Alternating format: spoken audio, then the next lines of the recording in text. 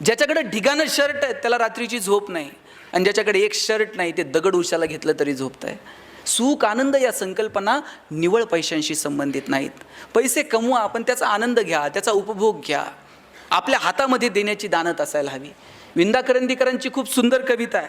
देणाऱ्यानं देत जावं, घेणाऱ्यानं घेत जावं, आणि घेता घेता एक दिवस देणाऱ्याचे हात घ्यावेत, म्हणजे असे कोपरापासून तोडून नाही घ्यायचे, तर त्याच्यामध्ये जी देण्याची दानत आहे ती थोडी तरी आमच्यामध्ये यावी. हिरव्या पिवळ्या डोंगरांकडून हिरवी पिवळी शाल घ्यावी, सह्याद्रीच्या कड्याकडून छातीसाठी ढाल घ्यावी, वेड्यापिशा ढगांकडून वेडेपिसे आकार घ्यावेत, मातीमधल्या प्रश्नासाठी पृथ्वीकडून हुंकार घ्यावेत, उसळलेल्या दर्याकडून पिसळलेली आयाळ घ्यावी, आणि शांत वाहणाऱ्या भीमेकडून तुकोबाची माळ घ्यावी. देणाऱ्यानं देत जावं, घेणाऱ्यानं घेत जावं, आणि घेता घेता एक दिवस देणाऱ्याचे हात घ्यावेत. माझा दावा आहे, तुम्ही जेवढं समाजाला द्याल त्याच्या हजारो लाखो पटीनं हा निसर्ग तुम्हाला परत करत असतो. पण ती देण्याची दानत तुमच्यामध्ये असली पाहिजे. निसर्ग इतका समृद्ध, एक दाना पेरला तर त्याचे 1000 दाणे उगवतात. तो तुमचं उसनं ठेवायला निसर्ग इतका वेडा नाहीये. तुम्ही जेवढं द्याल समाजाला त्याच्या हजारो लाखो पटीनं हा निसर्ग तुम्हाला परत करतो. किती उपकार आहेत देवाचे आपल्यावरती. जन्माला येण्याची बातमी देव 9 महिने आधी सांगतो. 9 महिने आपल्याला आधी संकेत मिळतात, कुणीतरी जन्माला येणार आहे. मृत्यूचे संकेत आपल्याला 9 मिनिट तर आधी मिळतात का? आणि समजा 9 महिने आधी आपल्याला पत्र आलं असतं, हां तुमचं आवरलंय आता उरकून घ्या, पत्र आल्याबरोबर लोक गेली असती. साहेब, देवाचे किती उपकार आहेत. जन्माला येण्याचे संकेत तो 9 महिने आधी देतो, पण मृत्यूचे संकेत आपल्याला मिळत नाहीत. चांगलं काम करणाऱ्या माणसांचं कौतुक करा. तुमच्या ऑफिसमध्ये तुमचा कर्मचारी चांगलं काम करतोय ना, कधीतरी त्याच्या पाठीवर थाप मारा, अरे वा छान, तू चांगलं काम केलं. एखादा चुकत असेल तर त्याला केबिनमध्ये बोलून एकांतात सांगा की तुझं हे चुकतंय, परत असं होऊ देऊ नको. आपण उलट करतो. आपण 4 चौघात अपमान करतो आणि कौतुक एकांतात करतो. 4 चौघात कौतुक करायचं असतं आणि चुका ह्या कानात सांगायच्या असतात. तुम्ही सुद्धा हे घरी करून बघा. 4 चौघात तुम्ही कौतुक करा तुमच्या मुलांचं, आणि मुलं एकांतात असतील तेव्हा त्यांच्या चुका सांगा. आपण पाहुणे आले का मग म्हणतो पोरगं एकदम बावळट आहे हो. कुणाचं आहे मग? का पाहुण्यांच्या समोर जाहिरात करायची? बरं, आपण जर म्हटलं ना तुम्ही पोरगं कितीही बावळट असू द्या, आणि पाहुणे आल्यानंतर तुम्ही फक्त पाहुण्यांना म्हणायचं आमचा दादा इतका हुशार आहे ना, दादा लगेच पुस्तक घेऊन बसतंय पाहुण्याच्या पुढं. आणि तुम्ही जर म्हणले ना दादा एकदम बावळट आहे, दादा बाहेर जातंय, पाहुण्याच्या बुटात पाणी होतं, लेसला लेस बांधन, ते मूर्खपणा करायची एकही संधी सोडत नाही. तुम्ही 4 चौघात कौतुक करून बघा, आणि एकांतामध्ये ज्या चुका झाल्यात ना त्या चुका सांगून बघा. आयुष्य खूप सुंदर आहे. छोट्या छोट्या गोष्टींची मजा घेत आपल्याला पुढे जावं लागेल. मगाशी कुणीतरी सांगितलं आत्महत्या. का आपण आत्महत्या करतो? अहो, माणसाचा जन्म मिळणं याच्यापेक्षा आणखी काय सुंदर असू शकतो मला सांगा. फार फार तर काय होईल, कुणीतरी गरिबीत जन्माला येईल, कुणीतरी श्रीमंत कुटुंबात जन्माला. अरे गरिबीत जन्माला आलो ठीक आहे, कुठं जन्माला यायचं आमच्या हातात नाही, पण आम्ही गरिबीत मरणार नाही हे मात्र स्वतःला दणकून सांगायचं. हां चला आम्ही कष्ट करू, काबाड कष्ट करू, मोठी होऊ, शिकू. किती किती संधी भगवंतानं तुम्हाला मला दिल्यात. मगाशी कुणीतरी एका व्यापाऱ्याचं उदाहरण सांगितलं की व्यापारात अपयश आलं, सरांनीच सांगितलं. अशा छोट्या छोट्या कारणांसाठी गर्भगळीत होऊ नये. छोट्या छोट्या गोष्टींसाठी आपण आत्महत्या वगैरे हे तर फार मोठे शब्द झाले हो.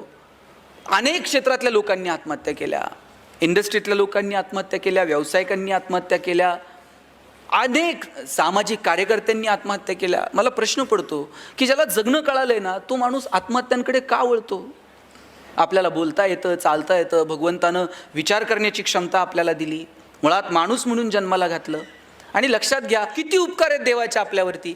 जन्माला येण्याची बातमी देव 9 महिने आधी सांगतो. 9 महिने आपल्याला आधी संकेत मिळतात, कुणीतरी जन्माला येणार आहे. मृत्यूचे संकेत आपल्याला 9 मिनिट तर आधी मिळतात का? आणि समजा 9 महिने आधी आपल्याला पत्र आलं असतं, हां तुमचं आवरलंय आता उरकून घ्या, पत्र आल्याबरोबर लोक गेली असती. साहेब, देवाचे किती उपकार आहेत. जन्माला येण्याचे संकेत तो 9 महिने आधी देतो, पण मृत्यूचे संकेत आपल्याला मिळत नाहीत. आपण सगळेजण जाणार आहोत, पण आपल्याला माहित आहे का आपण कधी जाणार आहोत? नाही. आणि म्हणून तर आपण आनंदात राहू शकतो. एका स्मशानभूमीवरती सुंदर वाक्य लिहिलेलं होतं, मेरी मंजिल बस यही तक थी, मैंने आते आते जिंदगी गुजारली. आपल्याला सगळ्यांना तिथे जाऊन पोहोचायचं आहे. तिथं जाईपर्यंत आनंदानं जगू. तिथं जाईपर्यंतचा प्रवास इतका मस्त असला पाहिजे, जगाला आपलं कौतुक वाटेल की नाही मला माहीत नाही, आपलं आपल्याला कौतुक वाटलं पाहिजे. तुकाराम महाराज निघाले आणि एकाने विचारलं, महाराज तुम्ही निघाले, काय मिळवलं हो तुम्ही आयुष्यात? ग्रंथ लिहिले, अभंग लिहिले, काय मिळालं काय आयुष्यात? तुकाराम महाराज म्हटले, कौतुक वाटे झाली या वेचाचे. जगाचं काय मला माहीत नाही, पण मी जे जगलो ना, माझं मला कौतुक वाटतंय. आपलं आपल्याला कौतुक वाटलं पाहिजे की अरे आम्ही मस्त जगलो, नव्हती आमची परिस्थिती पण केलं आमच्या परीनं जेवढं होईल तेवढं. नाही आम्ही धनदांडग्या कुटुंबात जन्माला आलो, पण शिकलो, अधिकारी झालो, आलो समाजामध्ये, पोरंबाळं उभी केली, 4 कुटुंबांना मदत केली, 10 गावं उभी केली. हे आपल्याला कौतुक वाटलं पाहिजे की माणूस म्हणून आपण नेमकं काय जगलो. अहो शेतकऱ्याचा एखाद्याचा तुम्हाला फोन येतो आणि तुम्ही पटकन तुमचा माणूस तिथं बांधावरती पाठवता, त्याची विजेची तार जोडून देता, त्याच्या बांधावरती लाईट येते, त्याची मोटर चालू होते. ही गोष्ट तुम्हाला छोटी वाटत असेल की तुमच्या वरिष्ठांनी सांगितलंय, फोन आलाय, तुम्ही काम करून आलात. पण 4 दिवस जर लाईट मिळाली नाही, त्याची मोटर जर चालली नाही, तर 4 दिवसात त्याचं होणारं जे नुकसान आहे याची कल्पना तुम्ही करू शकत नाहीत. तुमच्या दृष्टीनं ते छोटं काम आहे, पण त्याच्या दृष्टीनं ती गोष्ट आभाळ एवढी असते. एखाद्या पोराचा पेपर आहे उद्या आणि त्याच्या घरात लाईट नाही आहे आणि तुम्ही जाता आणि विजेची समस्या संपून ती वायर जोडून देतात, लाईट लागते. त्या पोराला विचारा त्या 8-10 तासांची किंमत काय आहे. उद्या पेपर होता पण तुमच्यामुळे तो रात्रभर अभ्यास करू शकला. गोष्ट छोटी आहे पण त्या समोरच्या व्यक्तीसाठी ती डोंगरा एवढी गोष्ट आहे. या गोष्टींचं कोण तुमचं कौतुक करल नाही मला माहीत नाही, पण तुमचं मात्र तुम्हाला कौतुक वाटलं पाहिजे. रोज मृत्यूशी सामना, रोज फील्डवरती तुम्ही काम करणारी माणसात, रोज विजेच्या तारांशी तुमचं खेळणं आहे, वरती त्या खांबावरती चढणं आहे. ह्या गोष्टीचं तुम्हाला कौतुक वाटलं पाहिजे. आणि विशेष म्हणजे महिलांना माझं सांगणं आहे की तुमच्या नवऱ्याच्या कामाचं तुम्हाला कौतुक वाटलं पाहिजे की अरे आपला नवरा जे काम करतोय हे समाज हिताचं आहे, हे देशाच्या हिताचं आहे, हे एखाद्या गावाच्या हिताचं आहे, एखाद्या कुटुंबाच्या हिताचं आहे. त्याचा अभिमान तुम्हाला वाटला पाहिजे. तुम्ही तुमच्या पोरांना तुमच्या नवऱ्याची गोष्ट सांगितली पाहिजे की राजा तुझ्या बाबानं हे असं असं केलं आहे, तुझे वडील हे काम करतात, याचा अभिमान बाळग. आपण हे कधी सांगणार आहोत येणाऱ्या पिढ्यांना? येणाऱ्या पिढ्यांना सांगता यावं असं कर्तृत्व उभं करणं ही सुद्धा आपली जबाबदारी नाही का? मला वाटतं ती जबाबदारी आपल्याला स्वीकारता आली पाहिजे. त्या जबाबदारीनुसार आपल्याला वागता आलं पाहिजे. छोट्या छोट्या गोष्टी आहेत पण ज्यातून कमालीचा आनंद मिळू शकतो, त्या कमालीचा आनंद देणाऱ्या गोष्टी आपण शोधल्या पाहिजेत. मी सुरुवातीला म्हटलं ना की फक्त साधनांमध्ये आनंद नाही आहे. खरंच मला सांगा, खरंच फक्त साधनांमध्ये आनंद आहे का हो? साधनं किती वाढली पण आनंद कुठे होरपळून गेला? मी मगाशी म्हटलं संवादाची साधनं नव्हती, आता साधनं वाढली आहेत पण आपण बोलतो का? प्रत्येकाच्या हातात मोबाईल आलेत पण आपलं बोलणं सुधारलंय का? रस्ते सिमेंटचे झालेत पण आपलं चालणं सुधारलंय का? पैशांच्या जोरावर हजारो किलोमीटर दूर असणारे चंद्र, सूर्य, ग्रह, तारे दुर्बिणीच्या साह्यानं जवळ करून पाहिलेत, पण आयुष्यभर शेजारी राहणाऱ्या माणसाबरोबर आपले प्रेमाचे संबंध निर्माण झालेत का? मग निवळ साधनांच्या जोरावरती आनंद निर्माण कसा होईल? साधनं कमवू नका या मताचा नाही, पण निवळ साधनांच्या जोरावरती आनंद मिळत नाही हे मात्र आपण ठरवलं पाहिजे. सुरुवातीला नोकऱ्या लागल्या, साहेब किती पगार होते हो सुरुवातीला? आता हे जे रिटायर झालेले माणसं असतील, किती पगारांनी तुमच्या नोकऱ्या सुरू झाल्या? किती पगार होते? किती? 3,000 रुपये पगार होता. काय हो 3,000 रुपये पगाराने नोकरी सुरू झाली? 3,000 पगारात लगेच 2 BHK फ्लॅट घेतला का? एका खोलीतून संसार सुरू. माझे वडील मुख्याध्यापक म्हणून रिटायर झाले, 15,000 रुपये पगार होता. रिटायरमेंटपर्यंत त्यांची सोसायटी संपली नाही, नंतर पेन्शनमधून त्यांनी सोसायटी भरली. पैसे नव्हते. मला या मागच्या पिढीचा खूप हेवा वाटतो साहेब. आमच्या पिढीला काय करायचं सांगा? आम्हाला एक फ्लॅट घ्यायचा आहे पुण्यात, त्याचेच हप्ते आयुष्यभर फेडायचे. एक गाडी घ्यायची, तिचंच कर्ज फेडत बसायचं आहे. याच्या व्यतिरिक्त आमच्यावर जबाबदारी काय? आमच्यावर विशेष जबाबदाऱ्या नाही आहेत. पण तुमच्या पिढीचं मला कौतुक वाटतं. पगार थोडे होते पण तुम्ही भावांचं शिक्षण केलं, बहिणींची लग्न केली, गावाकडं भावाला पाईपलाईन करून दिली, चुलत्या पुतण्यांची पोरं तुमच्या घरी शिकायला होती. अहो गावातलं कुणी जर हॉस्पिटलला ॲडमिट असलं तर तुम्ही त्याला घरातून डबा घेऊन जात होतात. हे जे एकोपा होता, हे जे एकत्र असणं होतं, हे जे कुणासाठी तरी काहीतरी करणं होतं, यात काय आनंद आहे? पैसे नव्हते, 3,000 नोकऱ्या सुरू झाल्या. काय हो, बायको जर कधी म्हटली असेल इथून साताऱ्याला घेऊन चला, गाडी नव्हती स्वतःची, मित्राची गाडी घेऊन 3ऱ्याकडनं पेट्रोलला पैसे घेऊन गाडीवर बायकोला बसून साताऱ्याला निघायचं. निम्म्या रस्त्यात गेल्यावर गाडीतलं पेट्रोल संपत होतं. गाडी वाकडी करायची, टाकीत फुकायचं, किका मारून मारून घामाघूम. बायको असं बघायची, कुठून याची माझी गाठ पडली. अशात बायकोनं नुसता खांद्यावर हात ठेवू द्यावं साहेब कित्येकांच्या गाड्या बिना पेट्रोलच्या साताऱ्यापर्यंत गेल्या. पैसे नव्हते पण आनंद होता की नाही. आता AC गाड्यांमधून नवरा बायको फिरतात. नवरा तिकडच्या खिडकीतनं तिकडं बघतो, बायको इकडच्या खिडकीतनं इकडं बघते. ड्रायव्हर मधल्या आरशातनं दोघांकडे बघत असतो. हे बोलत का नाही? यांना अडचण काय? साधनं वाढत गेली पण आनंद मात्र होरपळून गेला. तुम्ही बघा, शिर्डीला वगैरे अनेक लोक येतात, साईबाबांच्या पेटीमध्ये पैसे टाकतात. ते असं म्हणत नाहीत की मी तुम्हाला बाबा एक सोन्याचं सिंहासन देतो, तुम्ही मला जाताना 2 द्या. त्याच्याकडे 2 पण घ्यायची कॅपॅसिटी आहे. पण हे बाबांना काय म्हणते माहिती आहे का? बाबा मी एवढे पैसे टाकलेत, रात्रीची झोप येऊ दे म्हणते मला. कित्येकांना झोप नाही आहे रात्रीची. आमच्याकडे एकाला झोप येत नव्हती, त्यानं सगळे डॉक्टर केले पण झोप काही येईना. डॉक्टरला म्हणलं डॉक्टर काही करा, पण डॉक्टर म्हणले बाबा माझे इलाज संपले, तू आणखी दुसरा डॉक्टर बघ. कंटाळला आणि घरी निघाला होता आणि रस्त्याला एक महाराज बसलेले होते. महाराजांचे जाऊन पाय धरले. महाराज म्हणले तुला झोप येत नाही, मी काय करू बाबा? नाही म्हणला सगळे डॉक्टर झाले, महाराज काहीतरी उपाय सांगा. महाराज म्हणले आता कुठे याच्या नादी लागता? महाराज म्हणले एक काम कर, ज्याला झोप लागते त्याचा शर्ट घालून झोप म्हणले. हॅलो म्हणला, महाराजांनी एकदम सोपा उपाय सांगितला. तिथून उठला आणि डॉक्टरकडे गेला आणि डॉक्टरांना म्हणला डॉक्टर आता गोळी नको, औषध नको, इंजेक्शन नको, सलाईन नको. म्हणले मग? म्हणले मला तुमचा शर्ट द्या म्हणले. म्हणले शर्ट बावळट आहे का तुझं? ते म्हणले अहो मला महाराजांनी सांगितलंय ज्याला झोप लागती त्याचा शर्ट घालून झोपत जा. डॉक्टर म्हणले तुला कुणी सांगितलं मला झोप येते नीट म्हणून?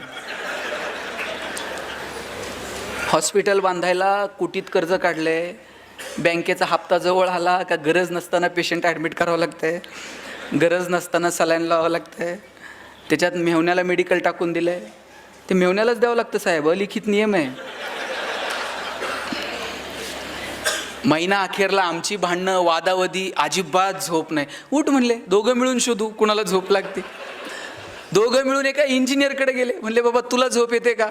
इंजिनियर म्हणला 6 महिने झाले पालिकेत बिल अडकलंय, ह्या टेबल. उठ म्हणले चल. 25 जण गोळा झाले पण एकाला सुद्धा झोप लागत नव्हती. शेवटी एका पुढाऱ्याकडे गेले. म्हणले बाबा तुला तर लागत असेल, आता आमचं दुखणं काय सांगायचं आहे म्हटला कधी कोण मुख्यमंत्री बदलल आणि कधी कोण सत्तेवर येईल आणि कधी कोण गुवाहाटीला जाईल आणि कधी कोणाला तिकीट मिळेल, काही सांगू शकत नाही म्हटला. सगळं काहीच शाश्वत नाही. आमच्या इतकं तर दुःखी आणि संकटात कोण नाही म्हटले. त्यांनी मग साहेब एक करा, तुम्ही आमच्यासोबत चला, आपण शोधू कोणाला झोप लागते. 25 जण गोळा झाले पण एकाला सुद्धा झोप लागत नव्हती. शेवटी सगळेजण दमले आणि एका शेताच्या बांधावर जाऊन बसले. म्हणले जरा दम खाऊ आणि संध्याकाळी परत शोधाशोध सुरू करू. एक शेतकरी नांगरत होता, धोतर गुंडाळलेलं, अंगात शर्ट नाही, घामाघूम झालेला.